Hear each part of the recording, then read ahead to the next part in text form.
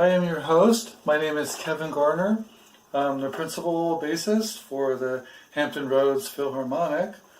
I'm going to be introducing you to, in the zoo of instruments, the most important instrument in the orchestra, which is the string bass. Stay tuned to find out why.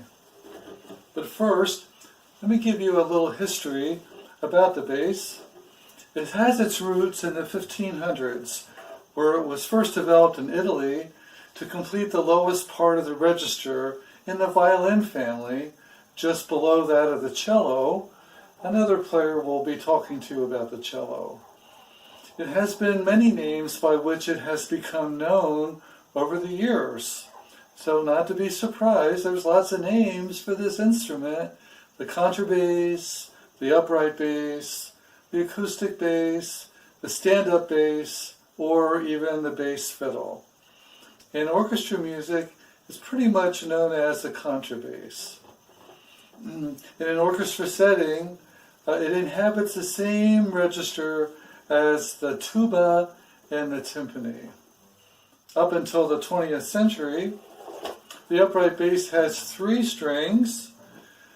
Here, this bass has 4 strings, and that's become the more traditional setup for a bass. They found they needed some lower notes. And so the tuning is E, A, D, and G. E, low E, A, which is the string that they tune by, D, and G. Most of the other stringed instruments are not tuned in fourths, they're tuned in fifths. If a string bass is going to be a soloist, the tuning is different, and all the strings are tuned up half a step. Unlike other members of the violin family, the double bass has never been fully standardized in shape or construction, which means their appearance and sound is widely irregular. This is a 3/4 size bass. It was made in Germany. My other bass is a K bass, which is plywood, and it was made in the United States. The fretless string bass, there's no frets along the fingerboard here, but originally the bass was not a fretless instrument. They had frets, and they used the frets, which are little strips across the strings, so that when you press the string down, it establishes a very specific pitch. And so what they did was they took gut, and they put gut across the fingerboard to be able to define what the pitch was. But using gut and gut strings, the bass was not a very strong instrument. So as it developed in the 20th century, they were able to wrap around the gut with wire to make it more playable and to make the sound stronger. The bass comes in various sizes: a 1/10, a 4 size, which is the full size, which is like this much wider than this bass, and they're just really big instruments, and you have to be a really big person to play it. As I said before, this is a 3/4 size. The string bass is made of various woods that are chosen to enhance the performance of the instrument. The top part is made of spruce with the maple for the back and the sides.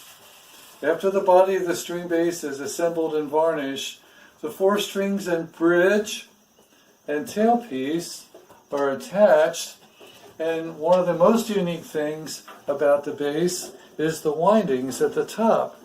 You can see that the windings here are a key that winds the string, because a peg, which you would insert and then wind the string up and then push the peg in, would not be strong enough to hold the tension on a string bass. So that's also a major difference between the bass and the other stringed instruments in the violin family.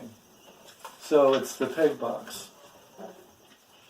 Because the string bass is way too big to put under your chin, you can't really play it like this, like you could if it was like a guitar, although they do have electric basses that they play like a guitar. The instrument is just too big and too cumbersome for that style. So if you're asked about that, that is the wrong way to play the bass. It doesn't fit under your chin. So how do you play the bass? Two main ways. One is with a bow, and this is a bow. This is a French bow, and you hold the French bow with your thumb here by the frog and your fingers wrapped behind it. And so the French bow will go across like this to make the sound. But it's not making a sound, and so what needs to happen is the horsehair, which is how the bow is constructed to touch the string, the horsehair has to be tightened so that there's tension for the string. But even that's not enough. The bow requires rosin, and I have here a little cup of rosin, and once you take, with downstrokes only, the rosin onto the bow, which is the horsehair, and you get a little bit of grip on the horsehair of the bow, then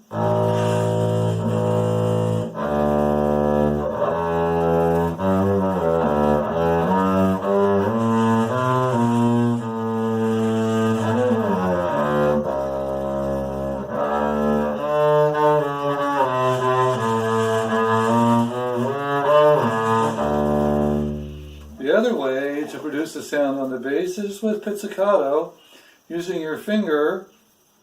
They recommend that you put your finger close to the edge of the fingerboard, but you can use this area here to pluck the string, plucking, just like that.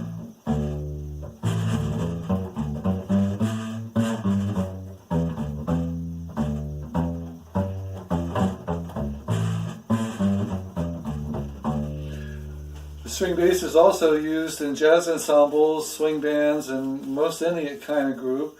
And sometimes the fingering can be a little bit different because you may have to play quicker notes. So that requires you to put your thumb by the edge of the fingerboard.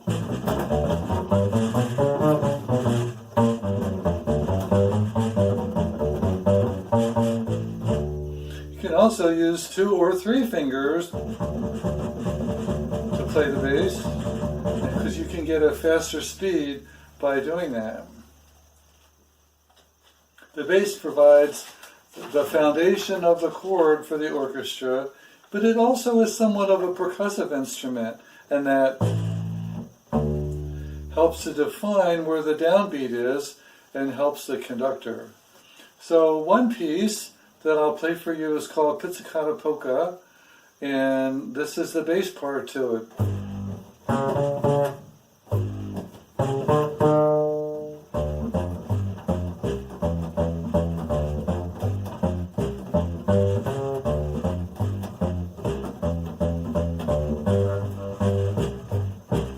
So that's just an excerpt from that.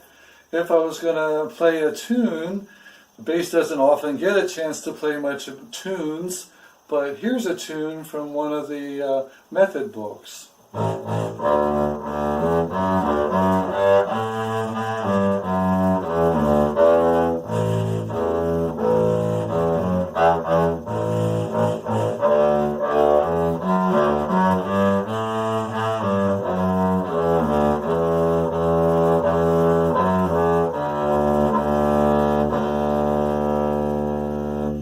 Where the bow is really the home place for the bow is there's like different lanes between the end of the fingerboard and the bridge, and if you're in lane 3, that's where the most strong and confident sound is is going to come from. Not so strong sound as if you play up higher. So some basses come with a quiver where you can put your bow, so you can turn your music and get your stand arranged and everything like that. So this has been a quick drive with a string bass. You can see why it is the most important instrument in the orchestra. And I hope this has been of some help to you. Stay tuned for other lessons that may come up from Hampton Roads Philharmonic. Thanks for viewing.